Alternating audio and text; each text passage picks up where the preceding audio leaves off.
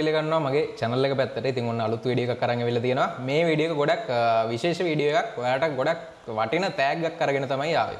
ඉතින් ගොඩ දෙනෙක් මගෙන් ඉල්ලනවා කාලෙක තිස්සේ ඉඳන් cloud computing කරන්න කියලා. සහ ඊළඟට මගෙන් වැඩිපුර ඉල්ලන දේ තමයි DevOps කරන්න කියලා. ඉතින් මම DevOps වලට playlist එකක් පටන් ගත්තා. ඒ playlist එක continue වෙනවා පැත්තෙන්.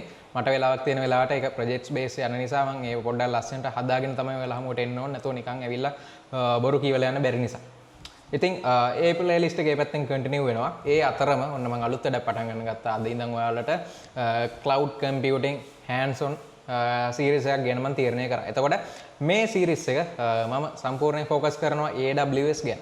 AWS ගැන දන්නේ නැති කෙනෙක්ට උනත් AWS account එකක් හදන තැන ඉඳන් හදලා කොහොමද step by step සමහර දේවල් කරන්න කියන එක ගැන deployment කරන්නේ කොහොමද database එකක් හදන්නේ කොහොමද ඒකට access කරන්නේ කොහොමද මේ වගේ ගොඩක් දේවල් ගැන එක එක use cases ගැන මම tutorials ගේන්න ඕන පටන් ගන්නවා. ඉතින් AWS පටන් ගන්න ආසාවෙන් හිටපු කෙනෙක් ඉන්නවා නම් ඔන්න දැන් AWS පටන් ගන්න හොඳම opportunity එකක් ලැබිලා තියෙනවා මාත් එක්ක. එතකොට ඔයාලට මාත් එක්ක ඉස්සරහදී hands on මේ දේවල් කරලම හොඳට experience එකක් ගන්න පුළුවන්. ඉතින් මේ playlist එක ඇවිල්ලා ගොඩක් engagement එකක් තියෙන playlist එකක් වෙයි. මම බලාපොරොත්තු වෙනවා මේ විදිහට ඔයාලා මාත් එක්ක මේක රැඳිලා සිටී මේ දේවල් කරයි මාත් එක්කම ප්‍රශ්න අහයි එහෙම කියලා.